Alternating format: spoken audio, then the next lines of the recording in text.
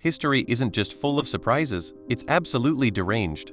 Not in the dusty old textbook way, but in the did someone accidentally rewrite the timeline kind of way.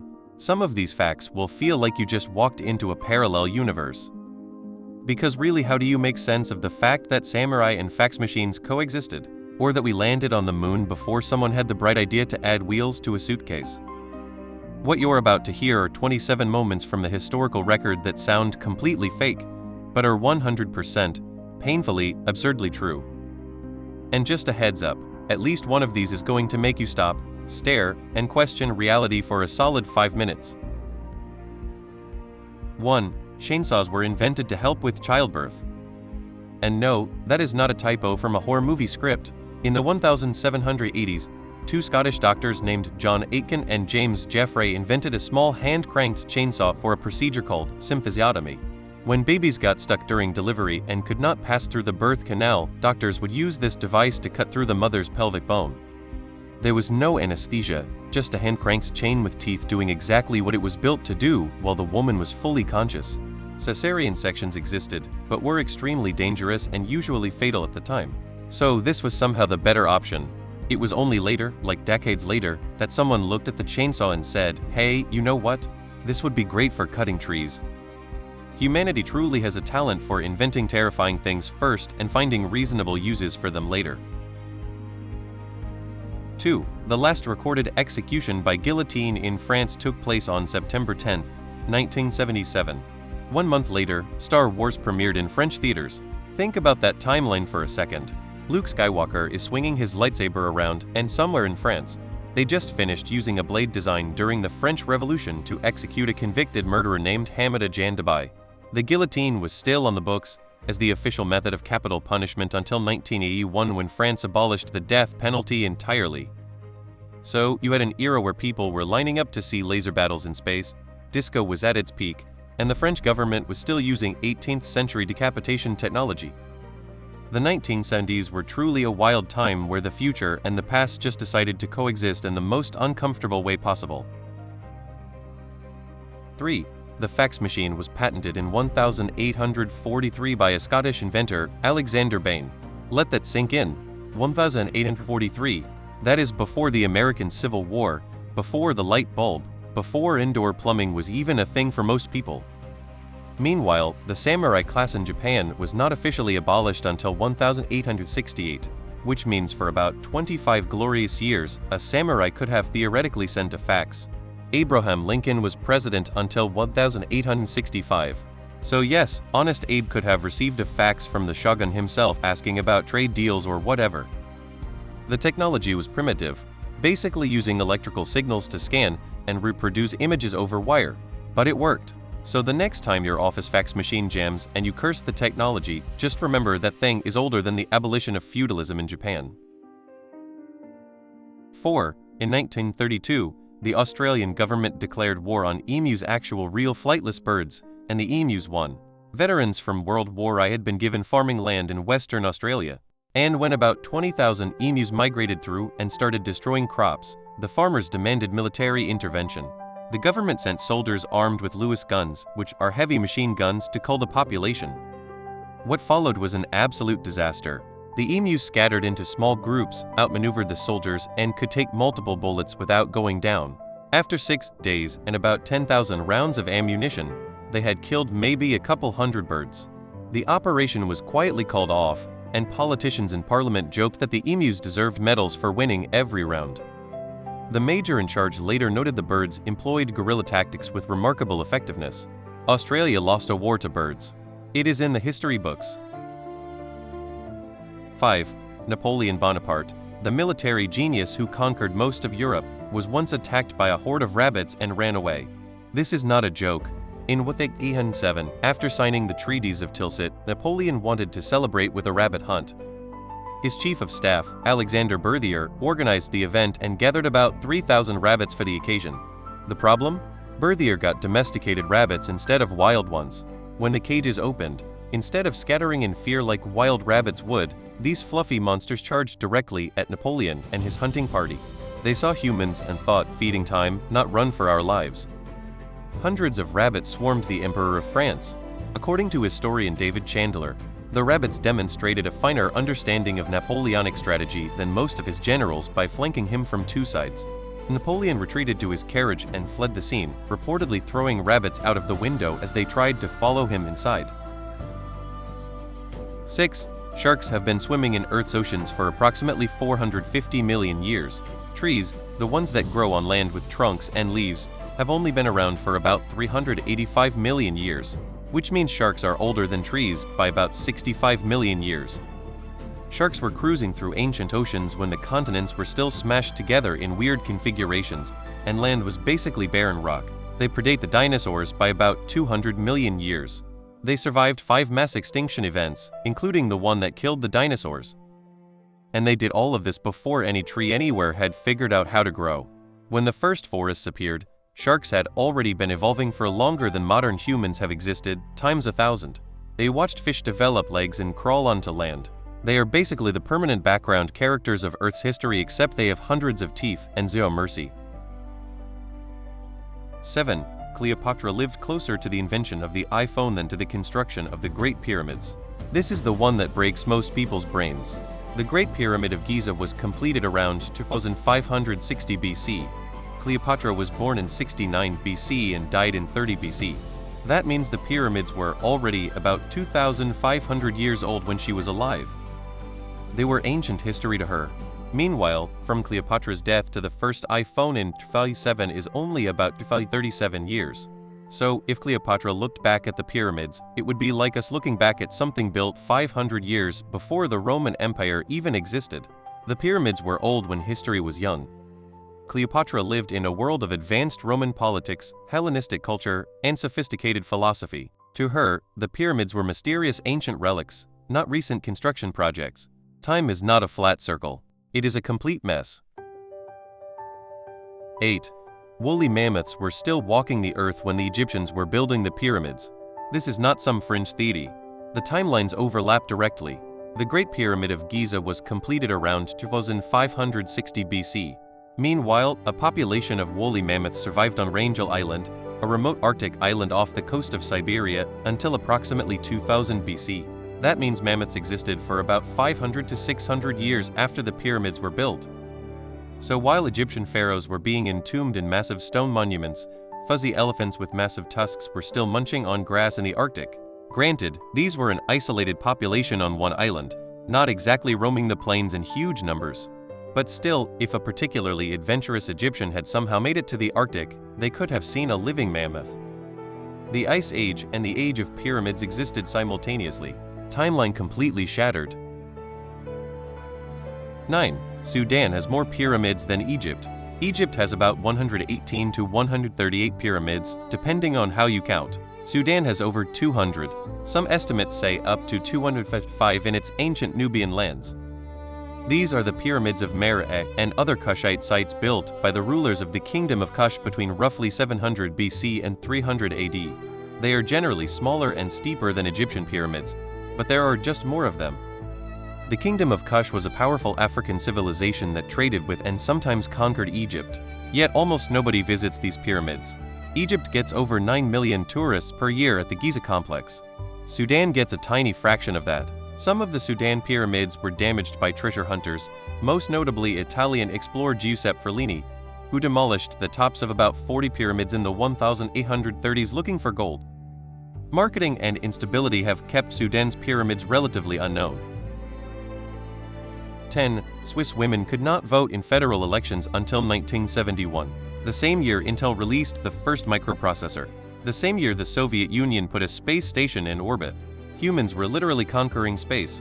And Switzerland, one of the wealthiest and most advanced countries on Earth, still had not figured out that women should probably have a say in politics. It took a referendum where only men were allowed to vote to grant women the right to vote. About 65% of Swiss men graciously allowed women to participate in democracy. And even then, one canton Appenzell Innerrhoden refused to comply and did not let women vote in local elections until 1990, when the federal Supreme Court forced them. 1990. George H.W.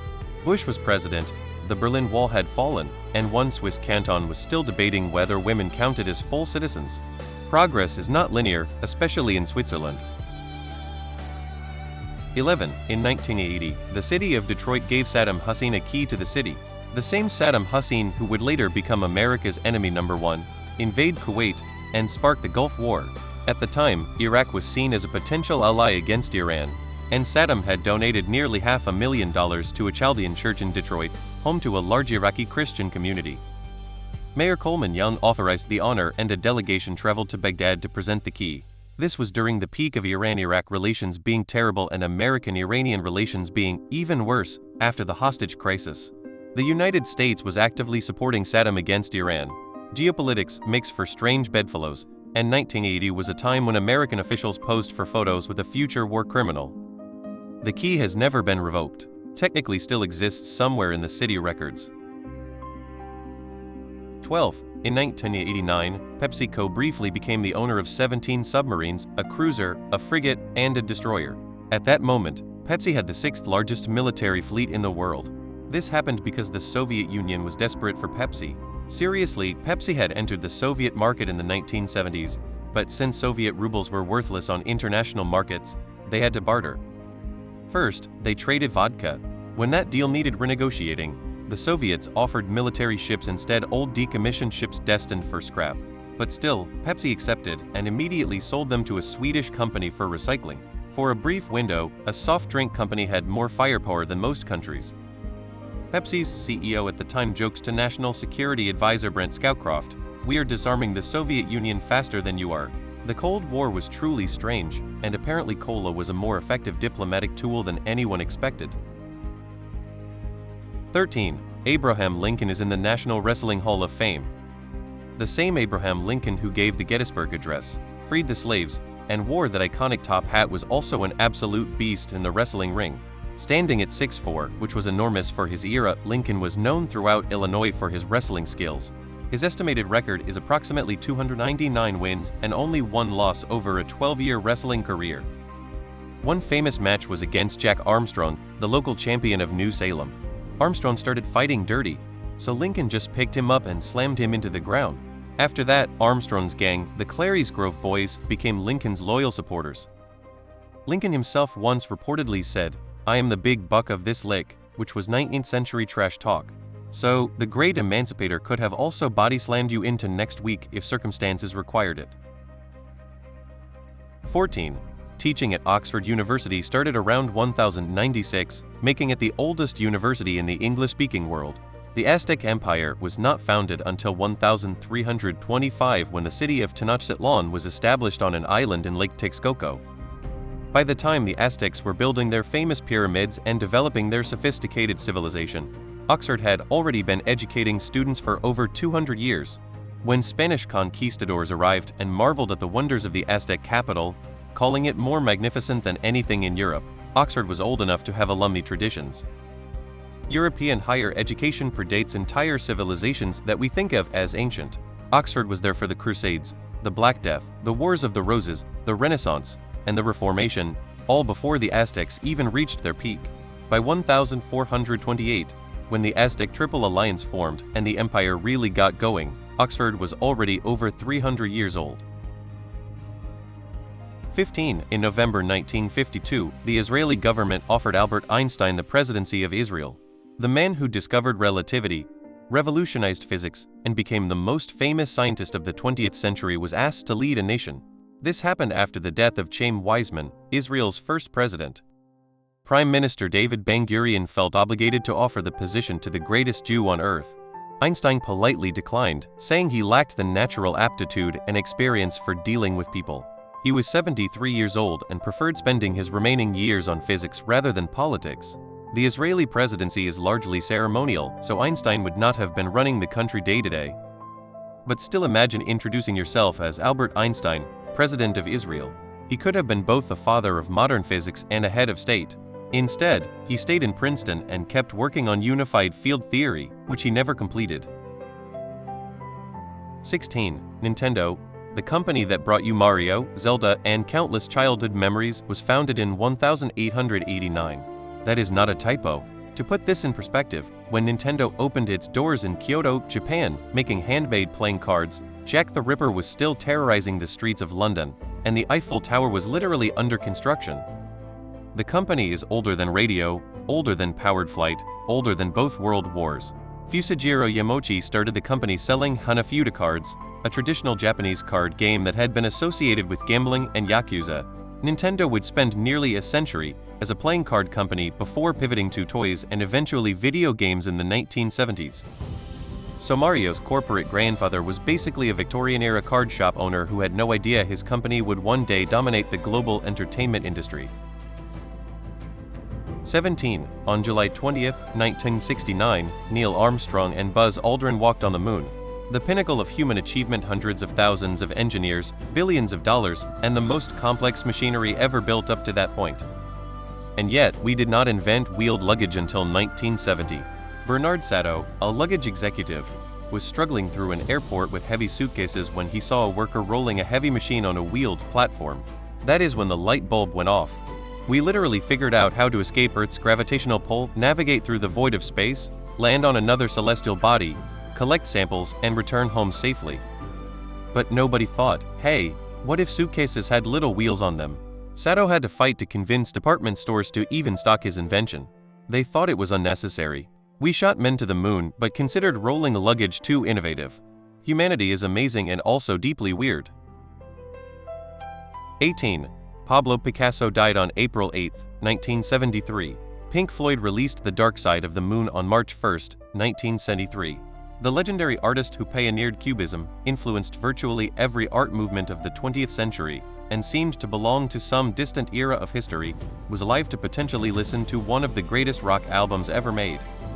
We tend to think of Picasso as an ancient master grouped mentally with artists from centuries ago, but he was very much alive during the Vietnam War, Watergate, the moon landing, and the rise of progressive rock. He painted Guernica and could have theoretically watched it on a color television. The 20th century stretched so long and changed so rapidly that people who seem like ancient history were actually living through things we consider modern. If Picasso had a radio in his last weeks, he could have heard Money or Time while painting in his studio. 9. George Washington died on December 14, 1799. The word dinosaur was not coined until 1842, which means America's first president, the father of the country. The guy on the $1 bill lived his entire life without ever knowing that dinosaurs existed. The concept simply was not there. People found large fossils and assumed they were from biblical giants, dragons, or weird oversized modern animals. It was not until Richard Owen, an English paleontologist, examined bones from several large extinct reptiles and realized they represented a distinct group of creatures that he invented the term Dinosauria, meaning terrible lizards. If you had shown George Washington a T-Rex skeleton, he would have had absolutely no framework to understand what he was looking at. The Founding Fathers established democracy, but had no idea that giant reptiles once ruled the earth. They could imagine revolution, but not velociraptors. 20. Tyrannosaurus rex lived closer in time to us than to Stegosaurus. The gap between T-Rex and Stegosaurus is approximately 80 to 85 million years. The gap between T-Rex and modern humans is about 66 million years. So if a T-Rex could have contemplated Stegosaurus, it would have been thinking about an ancient creature from the distant past, much like how we think about T-Rex itself. All those movies and museum displays showing various dinosaurs hanging out together are lying to you. Dinosaurs did not exist as one big happy prehistoric family. They were separated by vast gulfs of time that make human history look like a blip. Stegosaurus was ancient history to T-Rex. T-Rex would have had to dig up fossils to learn about Stegosaurus, just like we dig up fossils to learn about T-Rex. The Mesozoic era was 186 million years long. That is a lot of time for dinosaurs to come and go without ever meeting. 21. Anne Frank and Martin Luther King Jr. were born in the same year, 1929. Frank was born on June 12 in Frankfurt, Germany. King was born on January 15 in Atlanta, Georgia. Two icons of the 20th century representing two completely different struggles against hatred and injustice entered the world within months of each other. Anne Frank would die in Bergen-Belsen concentration camp in 1945 at just 15 years old. Martin Luther King Jr. would lead the American civil rights movement until his assassination in 1968. Their lives represent parallel battles against bigotry on two continents during the same historical moment. We tend to compartmentalize history into neat boxes: the Holocaust in one corner, the civil rights movement in another, but they were happening to the same generation. Frank's diary and King's speeches are both products of people born in that fateful year of 1929, just before the Great Depression reshaped the world. 22. Queen Elizabeth Roman II and Marilyn Monroe were born in the same year, 1926. Elizabeth was born on April 21st in London, destined for royalty. Marilyn was born on June 1st in Los Angeles as Norma Jean Mortensen, destined for Hollywood stardom and tragedy. They actually met once at a film premiere in London in 1956 when both were 30 years old. Two of the most photographed women of the 20th century standing together born the same year, living completely opposite lives. Monroe would die in 1962 at just 36, her life cut tragically short. Elizabeth would reign for another 60 years until her death in 2022 at age 96.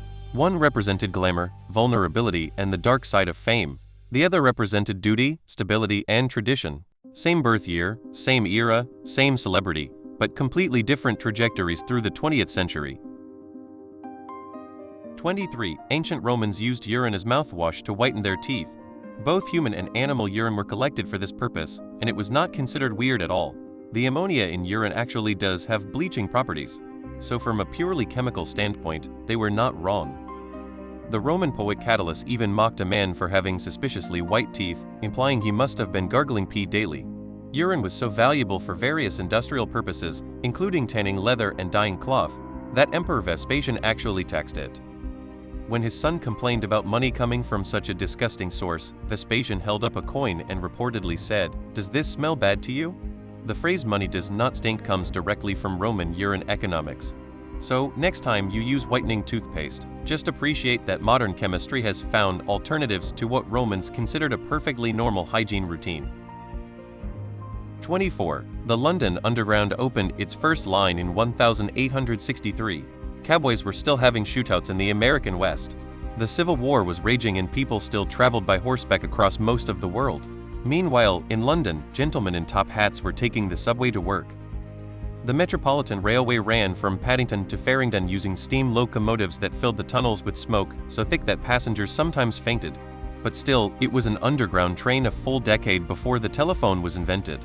The Wild West era that we romanticize with cowboys and outlaws happened simultaneously with Victorian-era commuters complaining about tube delays.